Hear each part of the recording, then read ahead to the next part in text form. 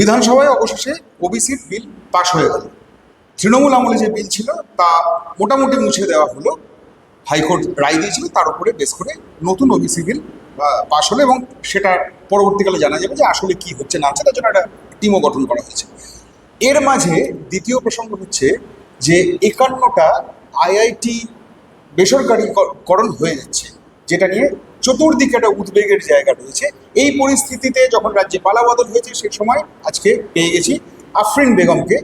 আফরিন বালিগঞ্জ থেকে দাঁড়িয়েছিল, যথেষ্ট লড়াই করেছিল, তারপরেও ময়দানে রয়েছে, যে কোনো পরিস্থিতিতে দেখতে পাওয়া যাচ্ছে যে কোনো কিছুতে ঝাঁপিয়ে পড়ছে এই আফরিন। আজকে অনেক বিষয় নিয়ে চর্চা রয়েছে। আমি অভিষেক সেনগুপ্ত, আপনি দেখছেন বেঙ্গল পলিটিক্স। আফরিন, তোমায় বেঙ্গল পলিটিক্সে স্বাগত।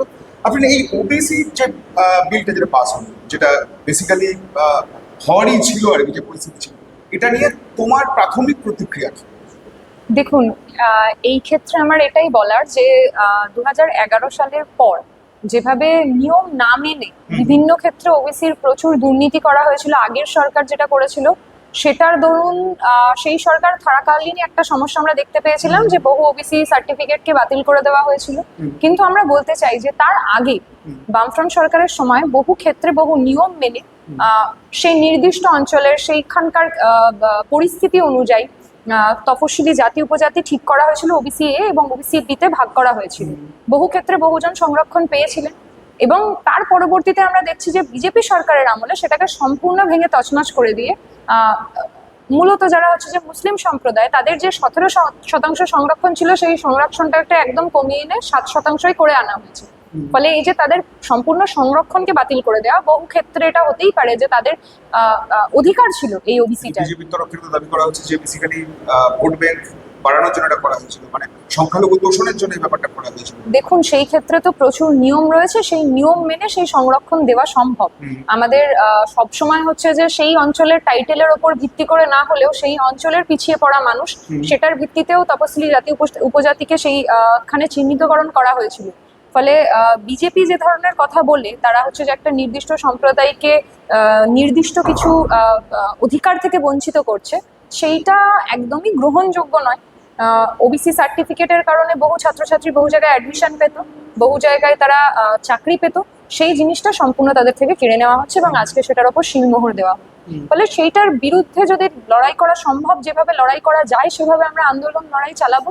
কারণ কোনো রকম ভাবেই সংরক্ষণ বাতিল করে দেওয়া, এটা কোনো রকম ভাবেই কাজের কথা হতে পারে না। মানুষকে তাদের একটা আশঙ্কা কোথাও করছো যে সংখ্যালঘুরা এর ফলে বেশ খানিকটা চাপে পড়ে যেতে পারে? অবশ্যই ক্ষতিগ্রস্ত হচ্ছে, কারণ বিজেপির তো এরকমও প্রচুর বক্তব্য আমরা বলতে শুনছি যে তারা বিভিন্ন জায়গায় হচ্ছে যে অ্যাপিল করার চেষ্টা করছে যে যারা ওবিসি সংরক্ষণের তালিকায় চাকরি পেয়েছে তাদের চাকরিটা যাতে বাতিল হোক, এই জাতীয় বিভিন্ন ধরনের সমস্যা তারা তৈরি করার চেষ্টা করছে। ফলে সেইটার বিরুদ্ধে অবশ্যই এটাই বলার যে সংরক্ষণের নিয়ম মেনে যাদের সংরক্ষণ ছিল তাদের সেই সংরক্ষণের অধিকারটা তাদেরকে দেওয়া অবশ্যই উচিত, অবশ্যই নিয়ম মেনে দেওয়া উচিত। কিন্তু সম্পূর্ণ বাতিল করে দিয়ে তাদের অধিকার থেকে তাদেরকে বঞ্চিত করা কোনোভাবেই কাম্য বলে আমি মনে করি। আচ্ছা, একটা জিনিস আফরিন, সম্প্রতি আমাদের শিক্ষামন্ত্রী ঘোষণা করেছেন যে 51টি আইআইটি কলেজ বেসরকারিকরণ হয়ে যাবে।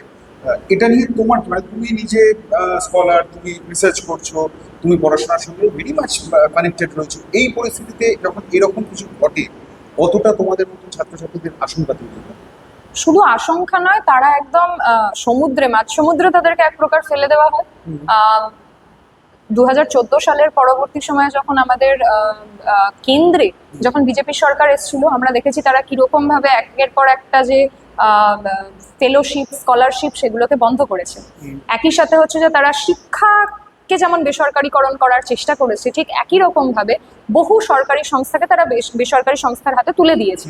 ঠিক একই রকম ভাবে তারা যখন পশ্চিমবঙ্গে ক্ষমতায় এলো, শিক্ষা নিয়ে, স্বাস্থ্য নিয়ে তাদের প্রথম কথা, তাদের শিক্ষা নিয়ে তাদের এতগুলো কলেজকে তারা বেসরকারিকরণ করে দিচ্ছে। এইটার ফলে কি হবে? এইটার ফলে শিক্ষার যে খরচ সেটা বাড়বে। গরিব ঘরের ছেলেমেয়েরা যে সরকারি কলেজগুলোতে পড়াশোনা করতে পারতো, সেই সাধারণ কলেজগুলোতে পড়াশোনা করতে পারতো, সেইটা তাদের হাত থেকে অধিকার চলে যাচ্ছে এবং তারা কম খরচে পড়তে পারতো, সেইটাই ফিজ এখন দ্বিগুণ তিনগুণ হবে এবং সেটা যারা দিতে পারবে না তাদের কাছে অধিকার থাকবে না। ঠিক একই রকম ভাবে স্কলারশিপের ক্ষেত্রে, ফেলোশিপের ক্ষেত্রে সরকার বাজেটে অর্থ বরাদ্দ করলেও আমাদের, ধরুন আমি নিজে একজন স্কলার, যারা Swami Vivekananda merit cum means পায়, তাদের দীর্ঘ 6 মাস ধরে স্কলারশিপটা বন্ধ রয়েছে এবং 6 মাস ধরে তাদের কোনো আপডেট নেই এবং তারা নিজেদের খরচ, তাদের রিসার্চের কাজকর্মের খরচ, সমস্ত কিছু থেকে তারা বঞ্চিত হচ্ছে এবং সরকারের এটা নিয়ে মাথা ব্যথা নেই। ফলে আমি বলতে চাইছি, ওনারা যে স্কিমের অন্তর্গত করছেন সেটাতে কতজন সত্যি সুবিধা পাচ্ছেন আর পাচ্ছেন না সেটা ওনাদের দেখা উচিত। আর শিক্ষাকে বেসরকারীকরণ করে ওনারা এটা বারবারই প্রমাণ করছেন যে আসলে গরিব ঘরের ছেলে মেয়েদের জন্য শিক্ষা নয়, এই শিক্ষাটা আসলে বড়লোকদের জন্য, যারা টাকা দিয়ে শিক্ষাটাকে কিনে নিতে পারবে তাদের জন্য শিক্ষা। এনইপির ক্ষেত্রেও বহু এরকম প্রোগ্রাম আছে, এনইপির ক্ষেত্রে বহু এরকম সাবজেক্ট পড়ানো হচ্ছে যেটার ক্ষেত্রে ধরুন সরকারি বিশ্ববিদ্যালয়গুলো, সরকারি কলেজগুলোতে সেই ইনফ্রাস্ট্রাকচারই নেই যে সেই জিনিসগুলো পড়ানো হবে। ফলে বাইরে থেকে কোনো সংস্থাকে দিয়ে ধরুন ক্লাস করানো হচ্ছে বা বাইরে থেকে কোনো টিচার এনে ক্লাস করানো হচ্ছে বা ইন্টার্নশিপ প্রোগ্রামের ক্ষেত্রে বাইরে থেকে তাদেরকে, ছাত্রদেরকে বলা হচ্ছে গিয়ে ইন্টার্নশিপ করে আসো, সেটার ক্ষেত্রে তাদেরকে একটা টাকার পরিমাণ দিতে হচ্ছে, যাদের কাছে সেই টাকা নিয়ে তারা সেটা করতে পারছে না। ফলে এই যে ধাপে ধাপে শিক্ষা ব্যবস্থাকে ধীরে ধীরে প্রাইভেটাইজেশনের দিকে ঠেলে দেওয়া, এই চক্রান্ত বিজেপির বহুদিনেরই। আমাদের পশ্চিমবঙ্গে তারা সরকার গড়ার পর তারা এক এক করে সেই কাজগুলো শুধু করছে। বুঝতে পেরেছি। আফরিন, আজকে একটা নজিরবিহীন ঘটনা বিধানসভায় দেখা গেল। হুমায়ুন কবির একটি মন্তব্য করেছেন, যে শব্দটি উনি ব্যবহার করেছেন সেটি অত্যন্ত গর্হিত শব্দ, এটা নিয়ে কোনো সন্দেহ নেই। সে শব্দটি আমি ব্যবহার করতে চাইছি না, খুব সযত্নে এই ব্যাপারটা এড়িয়ে যাচ্ছি। তাকে রীতিমতো সাবধান বাণী জানিয়েছেন আর কি, মানে, এবং এই সঙ্গে শুভেন্দু অধিকারী এটাও বলেছেন যে আপনি কিন্তু মমতা বন্দ্যোপাধ্যায় কিন্তু মুখ্যমন্ত্রী আছেন, এই আমরা ধরবেন না, সেসব পাল্টে গিয়ে সেসব অতীত। হ্যাঁ, এই ব্যাপারটাকে তুমি কিভাবে দেখছো? মানে আমি ধরো হুমায়ুন কবির অতীতেও প্রচুর এমন মন্তব্য করেছেন যেগুলো নিয়ে বিতর্ক তৈরি হয়েছে, যেগুলো গড়িত বলে মনে হয়েছে, আরো একবার সেই রকম পরিস্থিতি। দেখুন, এই ক্ষেত্রে আমি একটাই কথা বলবো যে আমাদের যে প্রাক্তন মুখ্যমন্ত্রী মমতা ব্যানার্জির আমলে, তৃণমূল সরকারের আমলে হুমায়ুন কবির যে মন্তব্যটি করেছিলেন, সেই সময়ও ওনার বিরুদ্ধে কোনো রকম কোনো অ্যাকশন নেওয়া হয়নি, সেই সরকার নেয়নি। তার পরবর্তীকালে যখন উনি সেই সরকারের প্রতি একটা বিক্ষুব্ধ ভাব প্রকাশ করে উনি যখন অন্যভাবে ভোটে দাঁড়ান, তখন উনি বলেছিলেন যে সেই মন্তব্যটা নাকি তৃণমূলের মুখ্যমন্ত্রী মমতা বন্দ্যোপাধ্যায় তাকে সেই মন্তব্যটা করতে বলেছিলেন এবং সাম্প্রদায়িক উস্কানি দেওয়ার জন্য, বিভাজনের রাজনীতির জন্য, ভোট ভাগাভাগির জন্য এই ধরনের মন্তব্য তাকে, হ্যাঁ, ভাগাভাগির জন্য এই কথাটা, হ্যাঁ, সেটা ভাগাভাগির জন্য এটা ওনাকে করতে বলা হয়েছে, তাই উনি করেছেন। এবং সেটা নিয়ে উনি বহু জায়গায় আবার বলেও ছিলেন যে আমার ভুল হয়েছে বা কিছু এরকম, উনি বিভিন্ন মন্তব্য করেছেন। কিন্তু আমরা যেটা বুঝতে পারি যে উনি বললেন যে সেই মন্তব্যটা ওনাকে মানে তৎকালীন মুখ্যমন্ত্রী মমতা ব্যানার্জি করতে বলেছিলেন এবং সেই মুখ্যমন্ত্রী ওনার এগেন্সে কোনো অ্যাকশন নেননি। ফলে বর্তমান দিনে তো সরকার বদলেছে, বর্তমান দিনে তো বিজেপির সরকার, শুভেন্দু অধিকারী মুখ্যমন্ত্রী। তো সেই আমলেও যখন উনি এই ধরনের মন্তব্য করছেন, তাহলে এই সরকারের পুলিশ প্রশাসন কেন ব্যর্থ হচ্ছে ওনাকে জেলের ভেতরে নিয়ে যেতে, কেন ব্যর্থ হচ্ছে ওনার এগেনস্টে কোনো স্ট্রিক্ট অ্যাকশন নিতে, যাতে কোনো রকম কোনো রাজনৈতিক যারা নেতা রয়েছেন, যারা নেতৃত্ব রয়েছেন, যাদের প্রচন্ড দায়িত্ব আমাদের পশ্চিমবঙ্গের সাম্প্রদায়িক সম্প্রীতি বজায় রাখার ক্ষেত্রে, তারা যাতে এই ধরনের কোনো মন্তব্য না করেন। ফলে যখন তাকে এই সরকারের আমলে পুলিশ প্রশাসন কোনো রকম কোনো তার এগেনস্টে ব্যবস্থা নেওয়া হচ্ছে না এবং শুধুমাত্র একটা হুমকি দেওয়া হচ্ছে, আমি শুধু এটাই প্রশ্ন করতে চাই যে কেন ছেড়ে দেওয়া হচ্ছে? তার এগেনস্টে ব্যবস্থা নেওয়া হোক, নাকি উনি আবার পরবর্তীকালে গিয়ে বলবেন যে এই আমলে মুখ্যমন্ত্রী শুভেন্দু অধিকারী অবশ্যই যে ব্যবস্থা শুভেন্দু অধিকারী বলছেন যে আমি নেব, সেই ব্যবস্থা উনি নিচ্ছেন না কেন, ছেড়ে কেন দিচ্ছেন? আমার প্রশ্ন এখানেই। এবং এটাই বলার যে এই ধরনের মন্তব্য কোনোভাবেই কাম্য নয় রাজনৈতিক ব্যক্তিত্বদের কাছ থেকে। কিন্তু যারা উস্কানির রাজনীতি করেন, যারা সাম্প্রদায়িক বিভাজনের রাজনীতি করে, ভাগাভাগির রাজনীতি করে, তারা স্বাভাবিক ক্রমে এই ধরনের চেষ্টা চালিয়ে যাবে। কোথাও গিয়ে এই ধরনের মন্তব্যগুলো বিজেপির হাতকে আরো বেশি করে শক্ত করে বলে আমি মনে করি এবং মানুষের মধ্যে অনেক বেশি বিভাজন সৃষ্টি করে। ফলে সেই জিনিসগুলো থেকে অবশ্যই বিরত থাকা উচিত এবং এটা তীব্র নিন্দা যেমন জানাই, তেমন পুলিশ প্রশাসনকে এটাই বলার, সরকারকে এটাই বলার, তার এগেনস্টে যেন অ্যাকশন নেওয়া। আজকে একটা ঘটনা হাইকোর্টে একই সঙ্গে ঘটেছে, সেটা হচ্ছে যে অভিষেক বন্দ্যোপাধ্যায় বিদেশে যাওয়ার জন্য, আমেরিকায় চিকিৎসা করাতে যাবেন এরকম বলা হচ্ছে, সেই কারণে তিনি বিদেশের জন্য হাইকোর্টের কাছে আর্জি জানিয়েছেন এবং সেটা দ্রুত নিষ্পত্তির আর্জি জানিয়ে মামলা করেছিলেন, সেটি আজকে খারিজ হয়েছে। মানে বলা হয়েছে যে দ্রুত নিষ্পত্তি হবে। কোথাও কি তোমার মনে হচ্ছে যে অভিষেক বন্দ্যোপাধ্যায় যেন মানে বড় তাড়াহুড়ো করছেন একটা বিরতি নেওয়ার জন্য, নাকি মানে বিদেশে যাওয়ার জন্য এই এত তাড়াহুড়োর কারণ?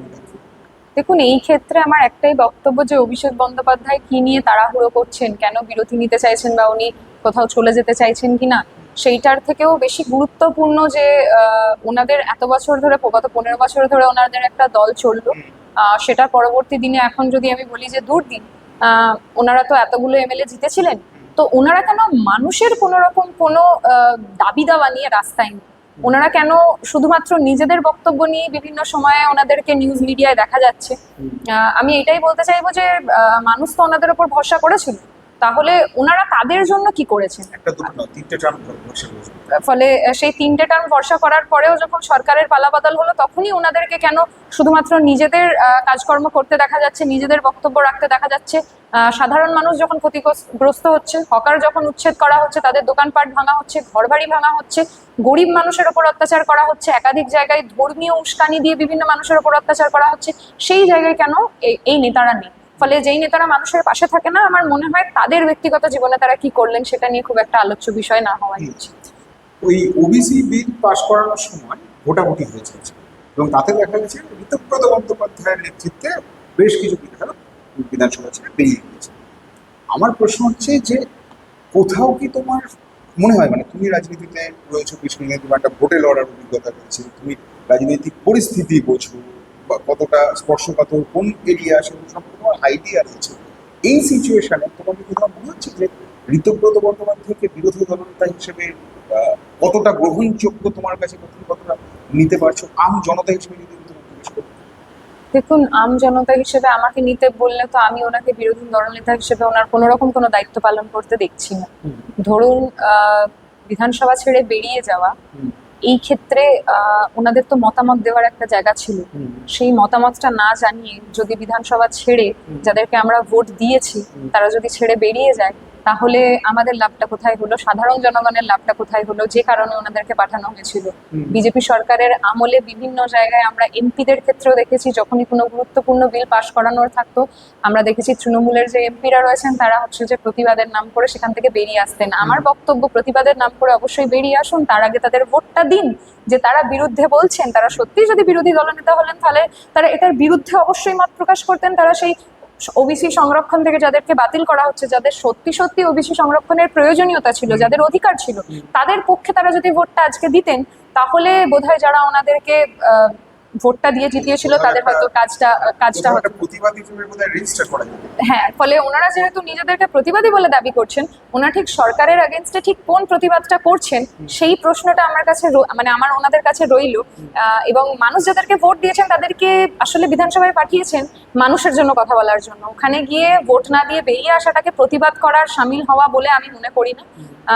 ফলে এই ঘটনা এর আগেও তৃণমূল আমলে দেখা গেছে, এবং ঋতব্রত যাকে হচ্ছে যে বিধানসভার পরবর্তী সময় হোটেলে গিয়ে মুখ্যমন্ত্রীর সাথে দেখা করতে হয়, ফলে তৃণমূলের ভেতরে যারা নিজেদেরকে প্রতিবাদী বলে বেরিয়ে গিয়েছিলেন তাদেরকে বিভিন্ন যে তাদের সংযোজন, তাদের যে বিভিন্ন যোগসূত্র যে বর্তমান রাজ্য শাসক দলের সাথে পাওয়া যাচ্ছে, সেইটা থেকে এটা খুবই কাঙ্ক্ষিত যে ওনারা কোনো রকম কোনো বিরোধিতা না করে এই ধরনের একটা মেকি প্রতিবাদ দেখিয়ে বিধানসভা থেকে বেরিয়ে আসবেন। তাতে আসলে সাধারণ মানুষ, গরিব মানুষ, খেটে খাওয়া মানুষের কোনো লাভ হবে।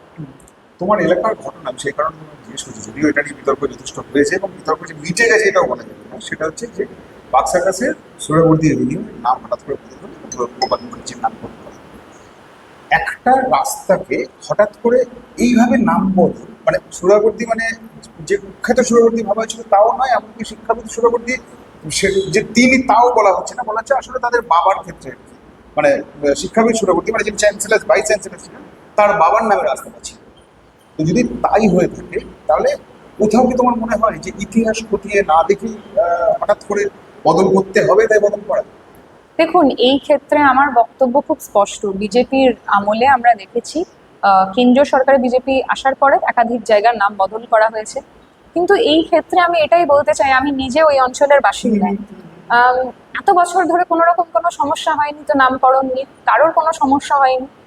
আমি বলতে চাই, সেই অঞ্চলের বাসিন্দা হয়ে সেই অঞ্চলের রাস্তাটা কেমন, এইটা নিয়ে কোনো সরকার আমাদেরকে প্রশ্ন করছেন না। তৃণমূল সরকারের আমলেও যেমন রাস্তা সারানোর কাজ, ড্রেনেজ সিস্টেমের কাজ ঠিক করে হয়নি, ঠিক এখনো এই সরকারের আমলে এই যে বর্ষার দিনে আমরা ওই অঞ্চলগুলোতে থাকি, যে গরিব মানুষরা থাকেন, সাধারণ মানুষরা থাকেন, তাদের কি অবস্থা হয় ওই রাস্তাগুলোর কারণে, সেই সারানোর কাজ, সেগুলো নিয়ে যদি কথা বলতো তাহলে আমার ভালো লাগতো। কিন্তু শুধুমাত্র বিরোধিতা করার জন্য বিরোধিতা করা নয়, আবার শুধুমাত্র কোনো একটা টপিকে টিকে থাকার জন্য হচ্ছে যে কিছু একটা কন্ট্রোভার্সি করা, সেটাও তেমন নয়। এরকম নাম পরিবর্তনের রাজনীতি বিজেপির থাকবে, তার সাথে ওনারা মানুষের জন্য আসলে কি কাজ করছেন সেইটা আমাদের প্রশ্ন করার, সেটা সাধারণ মানুষের দেখা। সাধারণ মানুষ দেখছে যে কোনো রকম কোনো উন্নয়নের নাম করে কোনো রকম কোনো সাধারণ মানুষের জন্য কাজ হচ্ছে না, আর রাস্তার নাম বদল করা হচ্ছে, সেটাতে কোন সাধারণ মানুষের লাভ হচ্ছে সেটা আমার প্রশ্ন রইলো। কিন্তু একটা জিনিস বলেছেন, মুখ্যমন্ত্রী নিজে বলেছেন যে মোগল পাঠানের নামে রাস্তা যদি কোথাও থাকে তা বদল করা হবে। মানে আমি একটা জিনিস বলতে চাই, কালকে ধরো প্লেন ঝড়, যদি তুমি করে সেই রাস্তার নাম বদল করো, মানে সেটা কি তুমি বামপন্থী অ্যাঙ্গেল থেকে এই ব্যাপার মানবে? কোনো অবস্থায় মানা যায়? দেখুন, আমরা তো মানবো না, কিন্তু এই ক্ষেত্রে আমার এইটাই বড় বিষয় যে এই যে মুঘল পাঠানদের নামে যদি রাস্তার নামকরণ করা হয় সেগুলোকে বদল করবে। আসলে এই বিজেপি সরকার তারা প্রত্যেকটা জায়গায় নিজেদের লোকজনকে পুট করে যেটা করছে, তারা ইতিহাসকেও বিকৃত করছে। ফলে এনসিইআরটির যে ক্লাস 7-এর বই বলুন, আরো বিভিন্ন জায়গার বই বলুন, সেখানে ইতিহাসের একাধিক জিনিসপত্র সেখানে ভুলভাবে প্রচারিত হচ্ছে। যে ডান্সিং গার্লের একটা মূর্তি ছিল, সেটাকে হচ্ছে যে বিকৃত করে জামা পরিয়ে অন্যরকম ভাবে একটা দেখানো হচ্ছে। ইতিহাসের যে রূপ, সেই রূপটা হচ্ছে যে বাচ্চাদের কাছ অব্দি পৌঁছানো হচ্ছে না, সিলেবাস থেকে একাধিক জিনিস বাদ দেওয়া হচ্ছে। ফলে আমরা এটাই বলতে চাইছি যে আমাদের কি অধিকার, আমাদের কি জানা বোঝার প্রয়োজনীয়তা, সেই সমস্ত জিনিস ছোট বয়স থেকে তাদের মাথা থেকে সরিয়ে দিয়ে এবং একটা বিকৃত ইতিহাসকে তাদের মাথায় চাপিয়ে দেওয়া। আমরা আমরা যেরকম ইতিহাস পড়েছি, সেই ইতিহাসগুলো আসলে আমরা যেভাবে দেখেছি, সেই জিনিসগুলোকে তাদেরকে এখন ধর্মের ভিত্তিতে ইতিহাস শেখানো, যে এই রাজাটা আসলে হিন্দু ছিল, এই রাজাটা মুসলিম ছিল, তাই এদের মধ্যে যুদ্ধ হয়েছিল। আসলে সেরকমটা হয়নি, সাম্রাজ্য দখল করা নিয়ে যুদ্ধগুলো হয়েছিল। সেই জিনিসগুলো না দেখিয়ে যেভাবে একটা ছোট বয়স থেকে একটা তাদের মাথার মধ্যে ঘৃণার চাষ করার চেষ্টা করা এবং ইতিহাস বিকৃতি, ঠিক একই রকম ভাবে যদি ধরুন আজকে গিয়ে রাস্তার নামগুলো বদল করা হচ্ছে, কেন সেই রাস্তার নামগুলো সেই নামকরণ হয়েছিল সেই ইতিহাসগুলোকেও ধীরে ধীরে মুছে দেওয়ার চেষ্টার জন্য এই ধরনের কাজকর্ম করা হবে। সেটা এই বিজেপি সরকারে আমরা অন্য রাজ্যে দেখেছি, সেটা আমরা এই রাজ্যে দেখবো। সেটার বিরোধিতা করার যেমন জায়গা আছে, তেমনি সাধারণ মানুষের ঐক্যবদ্ধভাবে প্রতিরোধ করারও জায়গা আছে, প্রতিবাদ করারও জায়গা আছে। যে সাধারণ মানুষের ইস্যু নিয়ে, গরিব মানুষের ইস্যু নিয়ে, শিক্ষা, স্বাস্থ্য, রুটি রোজগার নিয়ে এই সরকার কটা কথা বলছে এবং নাম চেঞ্জ করা নিয়ে কটা কথা বলছে। যদি আমরা প্রশ্ন না করি, যদি আমরা এটার বিরুদ্ধে না দাঁড়াই, রুখে দাঁড়াই, তাহলে সরকার এই ধরনের কাজ করেই নিজেরা পার পেয়ে যাবে। তাহলে সেটার বিরুদ্ধে প্রতিবাদ গড়ে তুলতে হবে। বুঝতে পেরেছি। দুটো কোয়েশ্চেন তোমাকে লাস্ট করবো আমি। একটা হচ্ছে যে এই যে মিড ডে মিল ইস্কন রান্না করে দেবে, তাতে রাজমা থাকবে, ডাল থাকবে, চাল থাকবে, এ সমস্ত মোটামুটি এটা করা হয়েছে, যদিও সরকারিভাবে কোনো মেনু ঘোষণা করা হয়নি, সেটা তো আগামী দিনে করা হবে। কিন্তু এটা ঠিক যে মাছ মাংস ডিম থাকবে না। তুমি নিজে স্কুলে পড়ার সময় থেকে মিড ডে মিল নিশ্চয়ই পেয়েছো। তুমি এটাকে কিভাবে দেখো? তোমার ছেলেবেলার সঙ্গে যদি ব্যাপারটাকে কম্পেয়ার করা হয় তাহলে তুমি কিভাবে দেখো? এক। আর 2 নম্বর হচ্ছে যে একই সঙ্গে এই যে মিড ডে মিল ইস্কন খাবার দেওয়ার জন্য একটা টিফিন বক্সে খাবারটা দেবে, এবং সেই যারা কাজ করেন, ওখানে রান্নার কাজ যারা করেন, তারা বক্সটা খুলে বাচ্চাদের খাওয়াবেন, টিফিন বক্সটা ধুয়ে রাখবেন, সেটা আবার এক্সচেঞ্জ করে নেবেন। এইটা হচ্ছে সিস্টেম। তাহলে তাদেরও তো কর্মহারানোর একটা সম্ভাবনা। দেখুন, এই ক্ষেত্রে আমি একটাই কথা বলবো যে কলকাতা শহরের দিকে এখনো প্রচুর স্কুল রয়েছে যেখানে প্রচুর বাচ্চা, যারা দুপুরবেলা হয়তো সত্যি বাড়িতে তাদের খাওয়ার মতো কিছু থাকে না, তারা খাওয়ার জন্য দুপুরবেলা খাবারটুকু পাবেন এবং পেলে তাদের পরিবারের একটু সুবিধা হবে, সেরকম প্রচুর বাচ্চা রয়েছে। এটা যদি শহর কলকাতা ছবি, তাহলে গ্রাম বাংলার ছবি, তাহলে গ্রাম বাংলার ছবি কি হতে পারে সেই বিষয়। আমার মা নিজে হচ্ছে একটি স্কুলের সাথে যুক্ত, সেখানে কোন ছাত্রছাত্রী কোন শ্রেণী থেকে উঠে আসে তারা সেগুলো আমরা দেখি, এবং তাদের জন্য দুপুরবেলার ওই ডিম ভাতটা কতটা গুরুত্বপূর্ণ, একটা ডিম পাওয়া কতটা গুরুত্বপূর্ণ, সেটাও আমি বহু ক্ষেত্রে দেখেছি, মায়ের মুখে শুনেছি। ফলে গ্রাম বাংলায় অবশ্যই তাদের পরিবারে সেটা মানে কিনে খাওয়ানোর ক্ষমতা নেই, ফলে সেটা তারা এখান থেকে পায় এবং তারা খুব তৃপ্তি করে সেই খাবারটা খায়। ফলে গ্রাম বাংলার ক্ষেত্রে বহু ছাত্রছাত্রী যাদের কাছে ওটাই সারাদিনের খাবার, এবং সেই খাবারটা তাদের কাছ থেকে ছিনিয়ে নেওয়া। বর্তমান দিনে বরাদ্দ যখন বাড়ানো হয়েছে, তখন সেই ছাত্রছাত্রীদেরকে কেন বেশি পরিমাণে খাওয়ানো হবে না, কেন তাদের অধিকার অনুযায়ী তাদের খাবার দেওয়া হবে না? এবং আমাদের পশ্চিমবঙ্গে আমাদের যে খাদ্যাভ্যাস, তাতে মাছ, মাংস, ডিম, এই জিনিসগুলো প্রচন্ড বেশি পরিমাণে রয়েছে। ফলে সেই অধিকার থেকে তাদেরকে কোথাও গিয়ে বঞ্চিত করা, এবং ইসকন তারা একটা ধর্মীয় প্রতিষ্ঠান বলা চলে এবং তাদের নির্দিষ্ট একটা আইডিওলজি আছে। তারা মনে করে যে হ্যাঁ এরকম শাক খাওয়া উচিত, এইরকম ভাবে জীবনযাপন করা উচিত, কিন্তু সেই জিনিসটা কোথাও গিয়ে ছোট বয়সের ছাত্রছাত্রীদের ওপরেও তাদেরকে সেই রকম ভাবে চলতে হবে, তাদের খাদ্যাভ্যাসটাকে বদল করতে হবে। এই যে খাদ্যাভ্যাসের ওপর আক্রমণ, বিজেপির আক্রমণ, এই জিনিসটার তীব্র যেমন বিরোধিতা করছি, ঠিক একই রকম ভাবে এই যে বিভিন্ন রকম প্রোটিনের কথা বলা হচ্ছে, পুষ্টির কথা বলা হচ্ছে যে এই রাজমা থেকে বেশি পাওয়া যাবে, আমাদের কাছে বক্তব্য যে এটা খুব সাইন্টিফিক ভাবে প্রমাণিত। ডিম বা মাছ মাংস থেকে যে প্রোটিন আমরা পাই, যে পুষ্টি আমরা পাই, বাচ্চারা পাই, ওই বেড়ে ওঠা বয়সের বাচ্চারা পায়, সেটা কখনোই এগুলো থেকে পাবে না। ফলে সেই ক্ষেত্রে যখন বরাদ্দ বাড়ানো হয়েছে, আমাদের অবশ্যই আমার এটাই মনে হয় যে পশ্চিমবঙ্গের মানুষের খাদ্যাভ্যাসের ওপর কোনো রকম ভাবে আক্রমণ মেনে নেওয়া সম্ভব নয়, এবং কোনো ধর্মীয় প্রতিষ্ঠানকে কেন স্কুলের কোনো রকম কোনো দায়িত্ব দেওয়া, যেখান থেকে হচ্ছে যে এত বড় পরিবর্তন ঘটা সম্ভব তার খাদ্যাভ্যাসে, কেন সেটা দেওয়া হবে? তৃণমূল সরকারের আমলে আমরা দেখেছিলাম যে কিছু জায়গায় দেওয়া হয়েছিল ইসকনকে দায়িত্ব, কিন্তু এখন সেটাকে একদম অফিসিয়াল করে দায়িত্ব দেওয়া হচ্ছে। অন্যান্য রাজ্যের ক্ষেত্রে আমরা দেখেছি সেখানে এরকম ভাবে খাদ্যাভ্যাসে আক্রমণ আনার জন্য বহু ছাত্রছাত্রী স্কুলে যেতে চাইছিল না।